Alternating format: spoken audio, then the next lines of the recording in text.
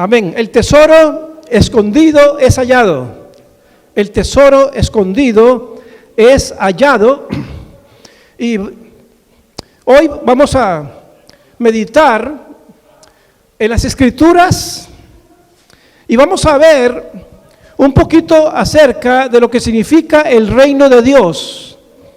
Y una de las formas en la cual la Biblia enseña acerca del reino de Dios es a través de las parábolas.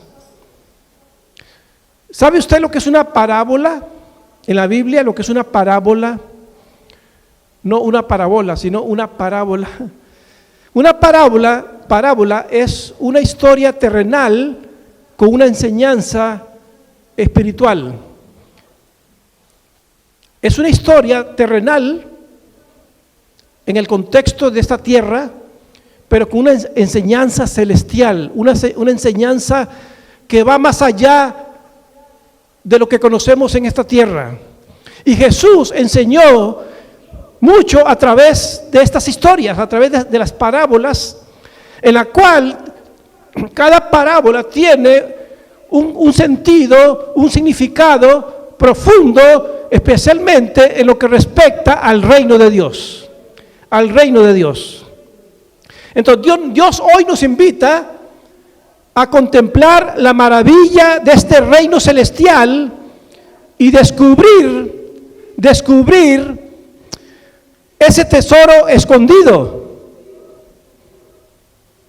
y apreciar su valor supremo. Entonces vamos a explorar juntos el significado de estas parábolas y cómo se relacionan con nuestras vidas también como discípulos de Cristo Jesús. Entonces el capítulo 13 de Mateo, versículo 44 y 46, Jesús está enseñando diferentes parábolas, diferentes historias, y una de las más impresionantes para mí en lo personal y que me gusta mucho es lo que se conoce como la parábola del tesoro escondido y de la perla de gran precio, que está ahí en el versículo 44, dice: además el reino de los cielos es semejante a un tesoro escondido en un campo, el cual un hombre halla y lo esconde de nuevo, y dice, y gozoso por ello va y vende todo lo que tiene, ¿y qué es lo que hace? Va y compra ese campo donde él estaba trabajando. Y dice el versículo 45, también el reino de Dios, el reino de los cielos, semejante a un mercader que busca buenas perlas, que habiendo hallado una perla preciosa, fue y vendió todo lo que tenía y la compró. Que Dios bendiga su palabra. Hermanos, el capítulo 13 de Mateo contiene 8 parábolas o historias que Cristo narró para explicar el reino de Dios. Hay muchas personas que no entienden lo que es el reino de Dios. ¿Sabe que el Nuevo Testamento habla más del reino de Dios que de la iglesia? Más de 160 veces se habla acerca del reino de Dios. ¿Por qué? Porque el reino de Dios va más allá que una iglesia.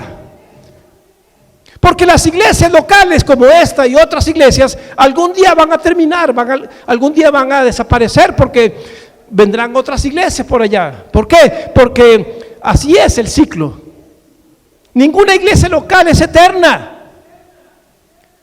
¿Acaso existen las 7 iglesias del Apocalipsis?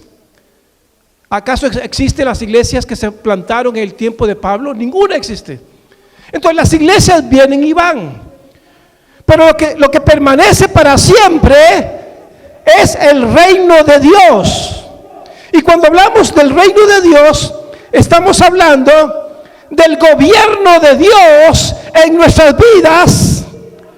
Estamos hablando de la presencia activa de Dios en medio de su pueblo y en medio de nuestra vida.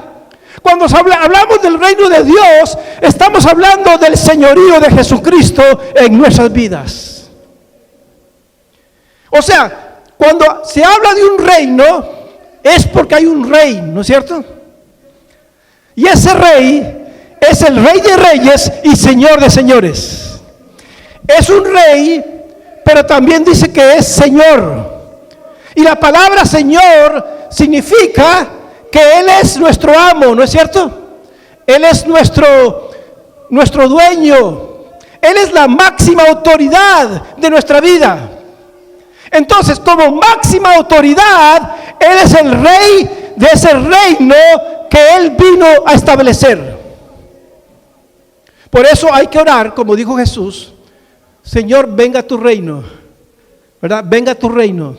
O sea, lo que quiere decir el Señor es que cada vez oremos para que esa presencia de Dios, ese gobierno de Dios, ese señorío de Dios realmente venga a los corazones de las personas. Eso fue lo que tal vez Nicodemo no entendió. ¿Se acuerda Nicodemo? ¿Se acuerda quién fue Nicodemo? Nicodemo fue un líder muy importante en los judíos. Y Nicodemo una noche se acercó a Jesús. Y Jesús, cuando vio a Nicodemo, vio que el corazón de Nicodemo estaba perdido. Y Jesús le dice: Nicodemo, necesitas nacer de nuevo. Le dijo Jesús: de cierto te digo, que el que no naciere de nuevo no puede ver el reino de Dios. O sea, el requisito, la condición para conocer el reino de Dios, para experimentar su gobierno, para sentir su presencia activa, está en que nosotros conozcamos a Dios y podamos nacer de nuevo. Amén. Este versículo 44 entonces nos habla de la primera parábola, el tesoro escondido. Dice Jesús: además el reino de los cielos es semejante a un tesoro ¿qué? Escondido en un campo, el cual un hombre halla. Seguramente un hombre estaba trabajando en una tierra ahí, pero esa tierra no le pertenecía a ese hombre. Él simplemente era un empleado, estaba trabajando, no sabíamos qué está haciendo. Tal vez está escarbando la tierra, y posiblemente sí, porque para hallar el tesoro es porque estuvo escarbando la tierra. Y cuando él vio algo duro ahí que sonaba, se dio cuenta que era un tesoro. Él ni tonto fue a decirle al dueño del terreno: ¿sabe qué? Ahí hay un tesoro. Dice que lo esconde de nuevo, lo tapó de nuevo, y dice, gozoso por ello, ¿qué es lo que hace? Va y vende todo lo que tiene. Vendió tal vez su propiedad que tenía, vendió sus carruajes, tal vez sus camellos, no sabemos. Hasta la suegra la vendió. Entonces dice: y compra aquel campo. Entonces, mis hermanos, el versículo 44, Jesús presenta el reino de Dios o el reino de los cielos como un tesoro escondido que accidentalmente es encontrado en el campo por un hombre, por esa persona. Esto es importante que nosotros podamos entender y podamos traer a nuestro corazón. Entonces, el que lo haya, ¿qué es lo que hace? El que lo haya va entonces y vende todo lo que tiene para comprar aquel campo y poseer el tesoro. Y dice el versículo 45, también el reino de los cielos es semejante a un mercader que busca buenas perlas, que habiendo hallado una perla preciosa, también hizo lo mismo que el anterior. Fue y vendió todo lo que tenía, ¿y qué? Y la compró. Entonces, en el versículo 45 también presenta el reino de los cielos como un mercader que anda buscando buenas perlas y habiendo encontrado una perla preciosa, va y vende todo lo que tiene para comprarla. Entonces, mis hermanos, estas dos parábolas son parecidas. ¿En qué sentido son parecidas? Bueno, en que las dos hablan de un gran encuentro. Las dos hablan de un gran encuentro. Ambas historias dice que lo encontrado fue tan grande,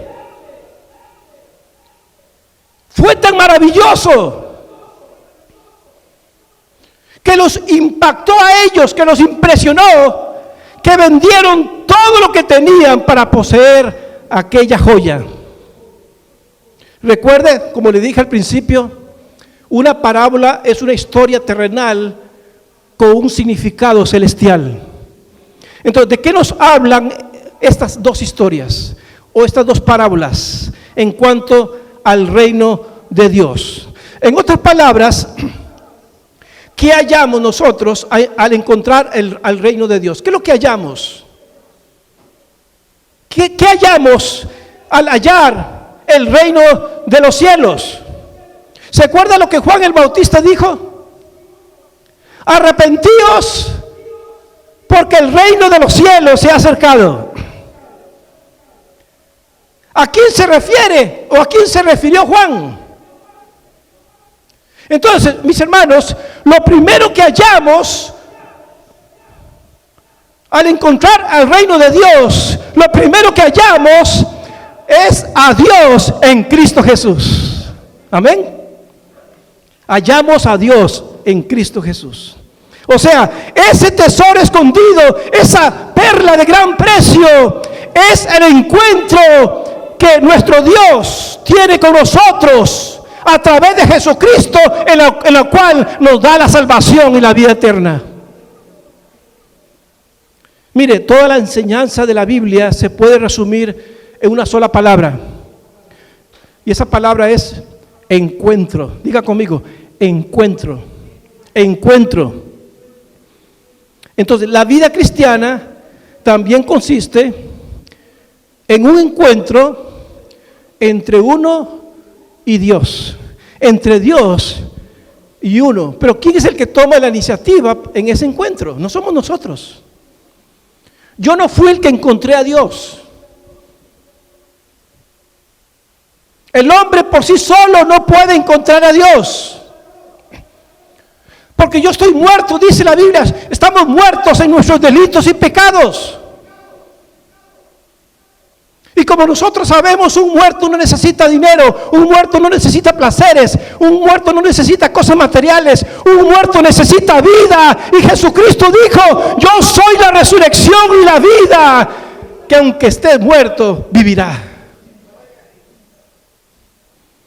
Entonces, el que se acerca primero a mí, el que tiene el encuentro, el que toma la iniciativa, no soy yo, es Dios. Es Dios el que viene a mí. Y ¿sabe qué, hermanos? Y esto es un encuentro que se sigue repitiendo mientras pasa el tiempo. Mientras pasa el tiempo. O sea, no solamente viene el encuentro cuando nosotros reconocemos que somos pecadores y nos arrepentimos. No, aún en la vida cristiana, aún en nuestra jornada espiritual, nosotros seguimos teniendo encuentros repetidos con Dios. En realidad, la vida cristiana consiste en una serie repetida de encuentros que le hacen a uno descubrir más a Dios. Porque nadie conoce a Dios en todo lo que Dios significa.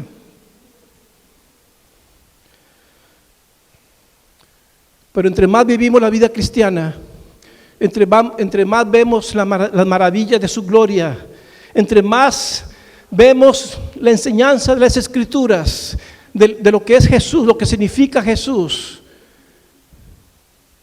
podemos decir como Job. ¿Se acuerdan lo que dijo Job? De oídas te había oído, pero ahora mis ojos te ven. Mis ojos te ven. Hermanos, los encuentros con Dios lo hace a uno desprenderse de todo lo que uno tiene para poseer lo que ha descubierto. ¿Se acuerdan ustedes del apóstol Pablo? ¿Quién era el apóstol Pablo? ¿Se acuerdan? ¿Cómo describe Pablo su encuentro con Dios? ¿Cómo encontró Saulo de Tarso cuando perseguía a los cristianos? ¿Qué fue lo que encontró él en el camino a Damasco? Mire, sorpresiva, inesperadamente encontró a Dios en la persona de Jesucristo. Su vida fue enriquecida de una manera maravillosa porque lo más grande del mundo entró en la vida de Pablo. Y eso era Dios a través de Cristo. Entonces, Saulo no encontró religión en el camino a Damasco. Saulo no encontró una denominación a camino a Damasco. Al contrario, abandonó la religión y desde ese momento en adelante empezó a experimentar la presencia de Dios, enriqueciendo su diario vivir. Como él lo pone ahí en Filipenses, ¿verdad? Capítulo 3, 4, 10. ¿Qué es lo que dice Pablo ahí? Aunque yo tengo también de qué confiar en la carne, dice Pablo. Si alguno piensa en qué tiene que confiar en la carne, dice yo más. Y Pablo entonces da una serie, más bien él estaba dando su currículum, ¿verdad? Su resumen. Cuando decía circuncidado al 8º día, del linaje de Israel, de la tribu de Benjamín, hebreo de hebreos, en cuanto a la ley fariseo, en cuanto a ser el perseguidor de la iglesia, en cuanto a la justicia que es en la ley irreprensible. Dice Pablo, mira lo que dice Pablo, pero cuántas cosas eran para mi ganancia, dice, las he estimado como pérdida por amor de Cristo. Ciertamente aún estimo todas las cosas como pérdida por la excelencia del conocimiento de Cristo Jesús, mi Señor, por amor del cual lo he perdido todo y lo tengo todo por basura para ganar a Cristo.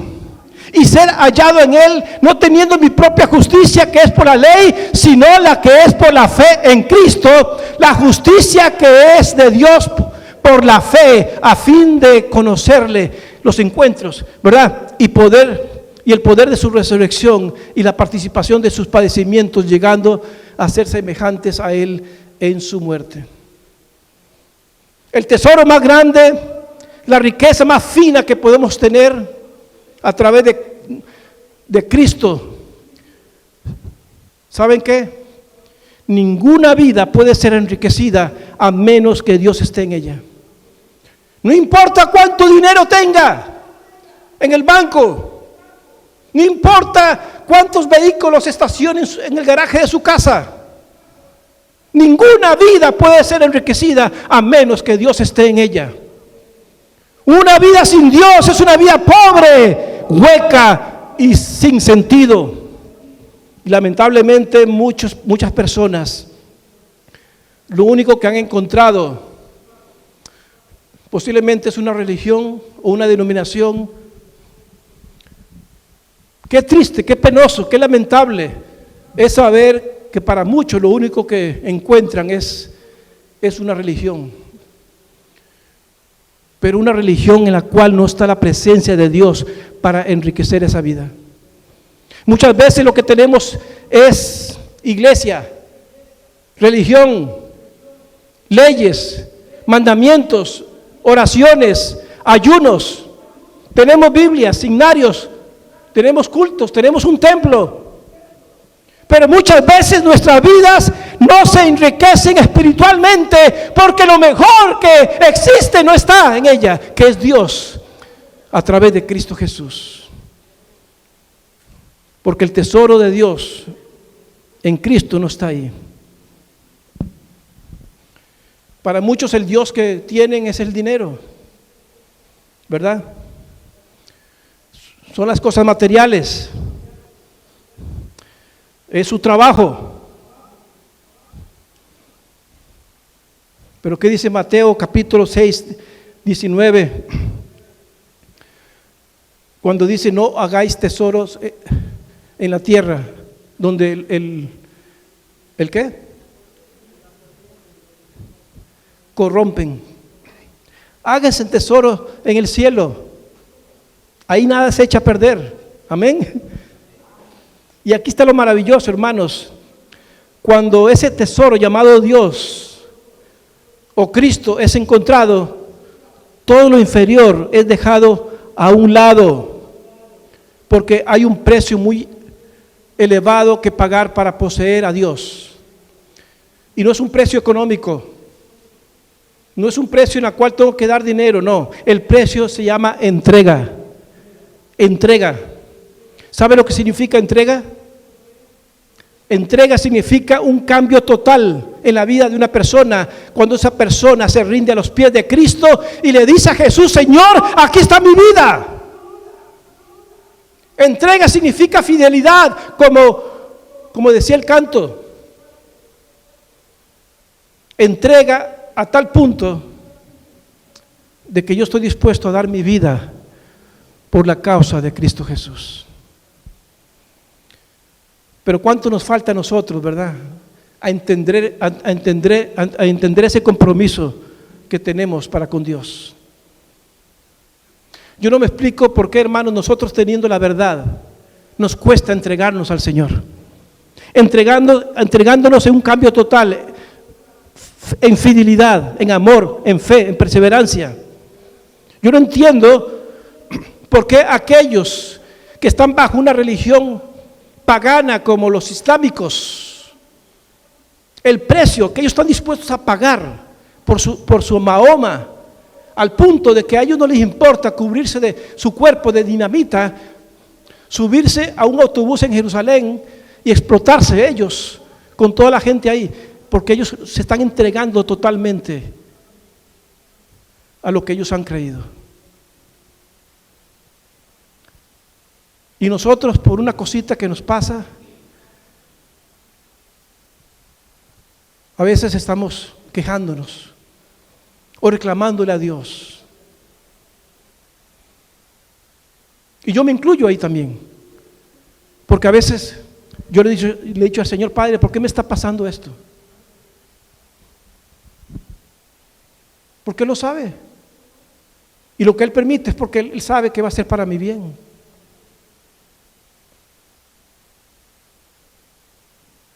Pero Él quiere entrega total.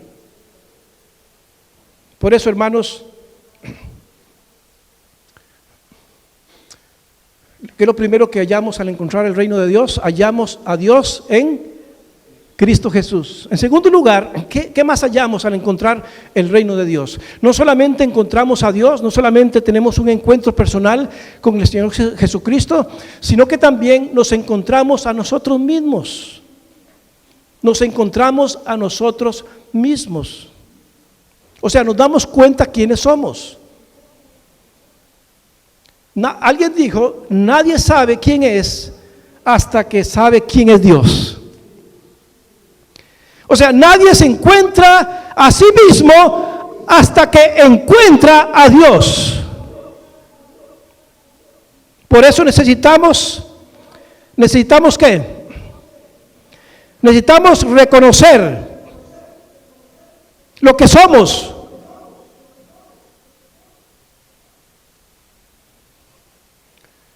¿Y qué somos? ¿Qué somos según la Biblia? Somos pecadores, ¿no es cierto? Aún después de haber recibido a Jesús, seguimos siendo pecadores.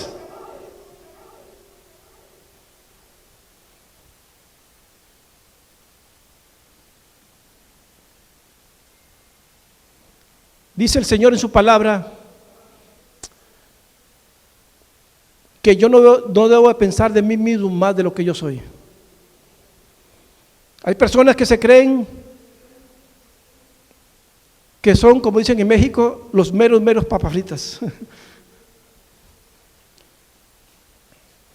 Personas que se exaltan a sí mismos. Personas que ven a los demás hacia abajo. Pero ¿qué dice el Señor?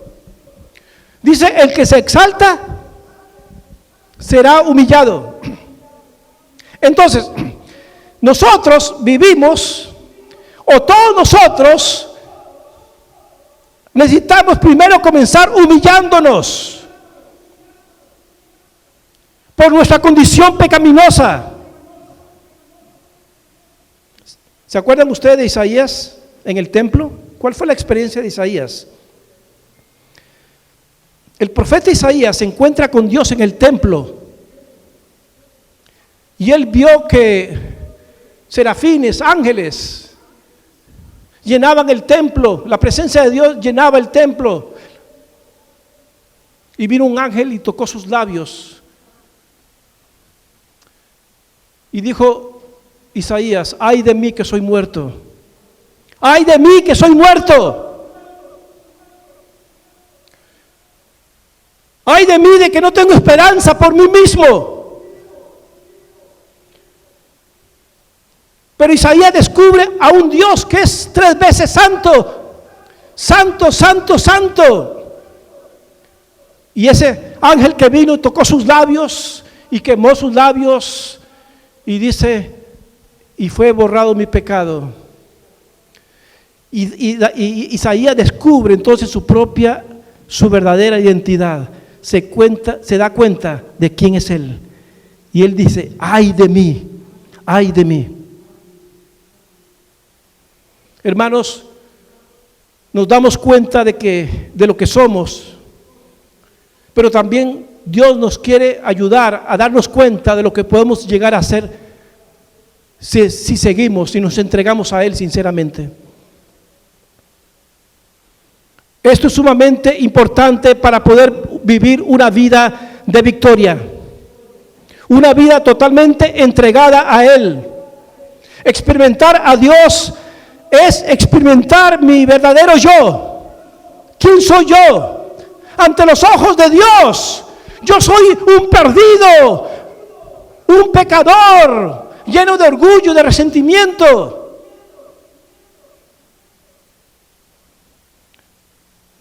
No puedo ser honesto conmigo mismo y deshonesto con Dios. Debo ser sincero con mis sentimientos, con mis pensamientos, con mis flaquezas, con mis acciones y con mis motivaciones.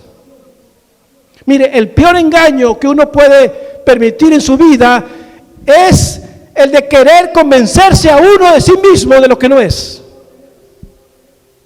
Hasta en lo físico, ¿no es cierto? Ahora con el Facebook, la gente pone sus posts, sus fotos ahí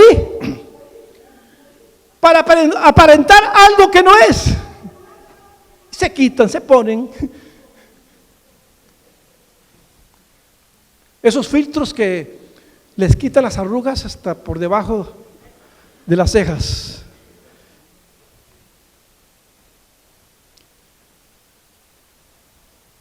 ¿Por qué? Porque hoy en día queremos aparentar lo que no es. Y cuando uno ve a esa persona en vivo, en persona, dice, pero ¿dónde está esa persona que vi en Facebook? No es la misma.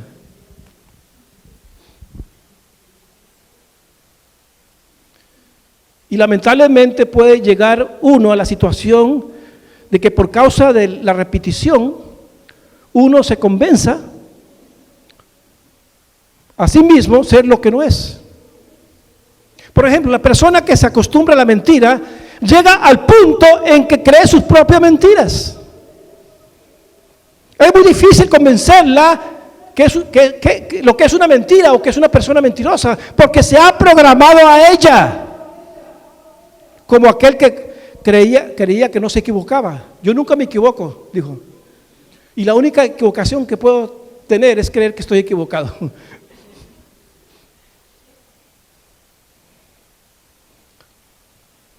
La persona introvertida o fantasiosa, por así decirlo, se concentra solamente en sus propios pensamientos. Llega al punto en que cree que es una realidad lo que piensa, como Don Quijote, ¿se acuerda? Que él era un realista, se imaginaba cosas y pensaba algo de su persona de lo que no era. Y a veces así somos nosotros. Y a veces pensamos que nosotros estamos tan bien que no necesitamos arrepentirnos.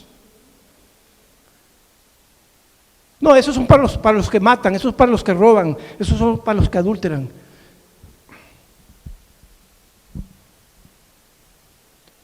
Pero no.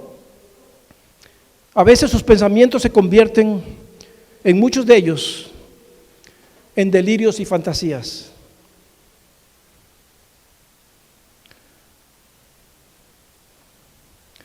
¿Cuál es la verdadera identidad que usted y yo debemos de tener? ¿Cuál es la verdadera identidad?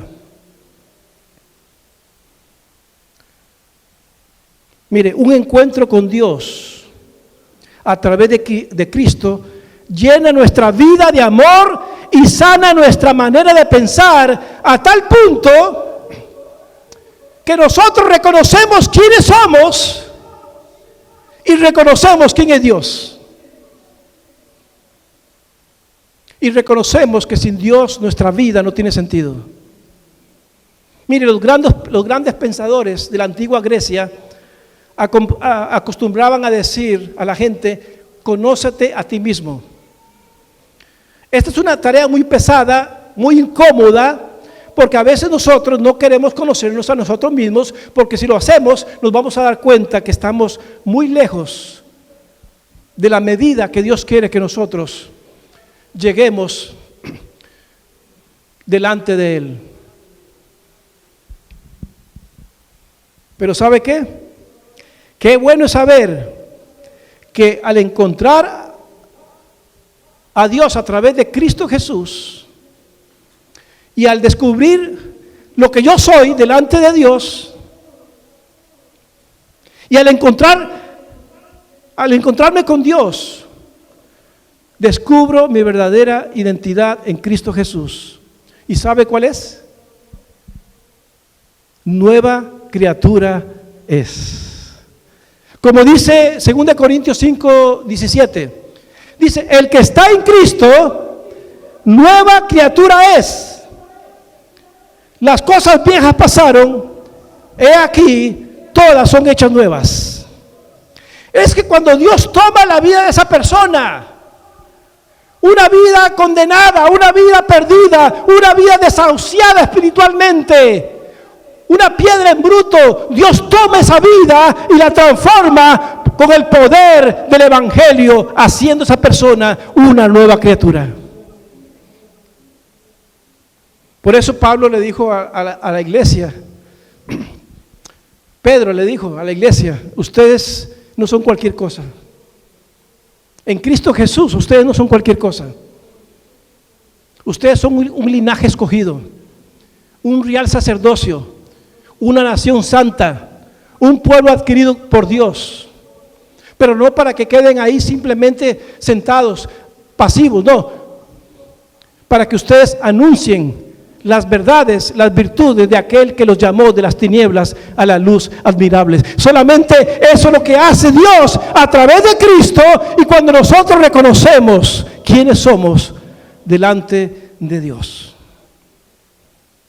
A tal punto que dice Pablo que lo necio del mundo escogió Dios para avergonzar a los sabios, y lo vil del mundo escogió Dios para avergonzar a lo fuerte, y lo vil del mundo y lo menospreciado escogió Dios, y lo que no es para deshacer lo que es. Y entonces ahí, ¿qué es lo que sucede? Entonces ahí empezamos a experimentar lo que es estar en el reino de Dios. En ese reino, ¿verdad? Que hallamos a Dios en Cristo y nos encontramos a nosotros mismos, reconociendo que Dios es el significado para nuestras vidas. ¿Cómo vives tú, mi hermano? ¿Cómo vives tú, mi amigo? ¿Cómo te encuentras delante de Dios? ¿Realmente has hallado el reino de Dios en tu vida y en la vida de tu familia? Posiblemente tenga iglesia, posiblemente tengas lindos hermanos, posiblemente tenga una linda familia, posiblemente tengas religión, pero más que eso, el Señor quiere que tengas una relación con Él, una relación personal con Él. Entonces el reino de Dios se manifiesta. El que no naciere de nuevo, no puede, dice, aunque quiera, el que no nace de nuevo, aunque tenga dinero, aunque tenga muchas cosas materiales, el que no nace de nuevo, no puede ver el reino de Dios. Pero aquellos que se arrepienten, aquellos que reconocen su pecado, reconocen su enemistad con Dios, reconocen que han vivido lejos de Dios y vienen y le dicen a Dios: Señor, yo me entrego a ti, Señor. Yo me arrepiento de mis pecados y quiero que me ayudes a comenzar una vida limpia, una vida santa, una vida pura. Quiero comenzar a experimentar lo que es el reino de Dios. Voy a pedirles que cierren sus ojos, inclinen su cabeza, cierren sus ojos.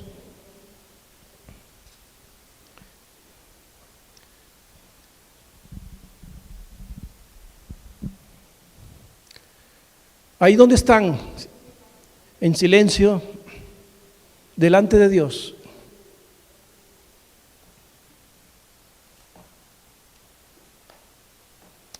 En este momento que tal vez no escuchamos el viento fuerte, no escuchamos la tempestad, pero escuchamos tal vez un silbido apacible, como lo escuchó Elías.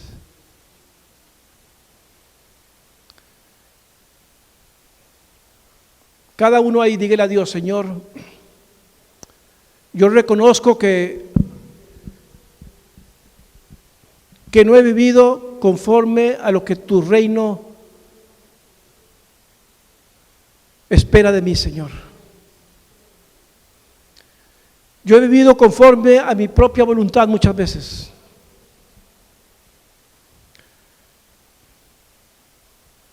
Vengo a la iglesia, pero Señor, no he podido hallarte a ti, Señor. Porque ¿se acuerda cómo hallamos el reino de Dios? Cuando hallamos a Dios en Cristo Jesús. Pero Señor, ahora yo quiero tenerte en mi corazón. Yo quiero vivir para ti, Señor.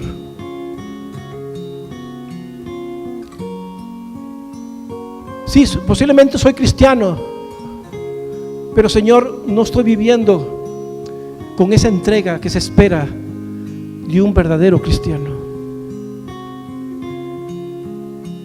Tal vez odio las adversidades y los problemas, enfermedades, la economía de la familia. A veces me hace dudar, me hace reclamarle, quejarme, Señor. Sin pensar, oh Dios, que tú estás siempre dirigiendo mi vida. Y a veces yo no me doy cuenta. Señor, ayúdame a estar, dígale, bajo el gobierno de Jesucristo. Que tu presencia activa en mi vida, Señor, sea una presencia en la cual yo refleje la gloria tuya. Ayúdame a estar bajo el señorío suyo. Yo quiero que tú seas mi Señor, seas mi capitán, seas mi barco, seas mi timón, seas mi fuente de vida, seas mi manantial de vida, seas mi refugio, seas mi salvador, seas mi fortaleza en esta hora, Señor. ¿Le dijiste eso al Señor? ¿Se lo dijiste? Si es así, levanta tu mano y la bajas. Dios te bendiga. ¿Alguien más? Dios te bendiga, Dios te bendiga. ¿Alguien más? Quiere decirle al Señor: Señor, yo te necesito. Señor, yo me entrego a ti, Señor. Si usted nunca le ha entregado su vida a Jesús, si Si usted nunca le ha dado su corazón a Jesús, y tal vez es la primera vez que está aquí o la segunda, no sé, pero usted reconoce que necesita de Dios. Entrégate a Jesús, levanta tu mano para orar por ti. ¿Hay alguien? ¿Hay alguien que lo quiere hacer? Levanta tu mano y la bajas.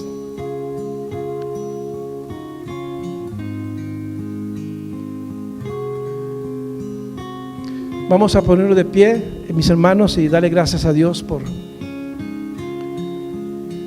su palabra que ha sido expresada de una forma sencilla, pero muy significativa. Que ese tesoro que es Cristo Jesús, ese tesoro ya no lo guarde usted, ya no cubra ese tesoro. Si usted lo tiene, ahora compártalo con alguien más.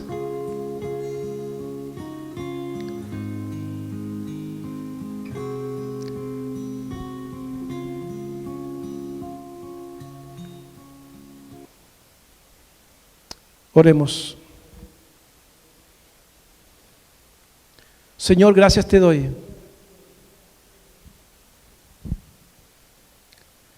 Gracias, Padre, por ese tesoro que tal vez por mucho tiempo ha estado escondido. Ahora lo sacamos, ese tesoro que es Cristo.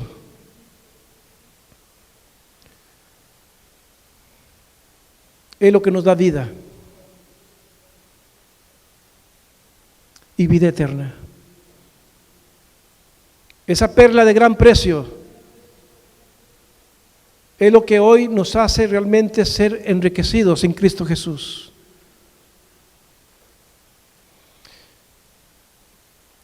Y gracias, Padre, porque somos parte de un reino tuyo, Señor, en la cual tú eres el Rey y el Señor. Y hemos hallado en ese reino a Dios a través de Cristo, a ti, Padre, a través de Cristo. Nos hemos dado cuenta quiénes somos nosotros y lo que ahora somos delante de usted. No merecemos nada. Todo es por gracia. Y le damos gloria a usted por eso, Señor. Oro por las personas que han levantado su mano, Señor. Elevaron esa oración, ese ruego, Señor, por sus vidas. Para que en el nombre de Jesús usted fortalezca esas vidas, esos corazones, para que vivan vidas comprometidas, vidas entregadas a ti, Señor. Y si hay alguien aquí que no te conoce, que todavía no ha tenido un encuentro personal contigo, Padre, toca el corazón de esa persona para que pronto, Señor, esa persona venga a ser parte del reino de Dios. Gracias, Señor. Gracias, Padre. Pedimos que sigas poniendo su mano de sanidad sobre nuestro hermano Gerardo, en su brazo, Señor, que él se recupere por completo. Nuestra hermana Verónica también, Señor, en el nombre de Jesús, que usted sane, oh Dios, esa experiencia de salud, de esa herida, Señor, de esa mordida que tuvo, Padre. Que toda infección se eche de afuera en el nombre de Jesús. Porque usted todo lo puede, Señor. Amén y amén. Y el pueblo de Dios dice, amén, gloria al Señor. Amén, pastor.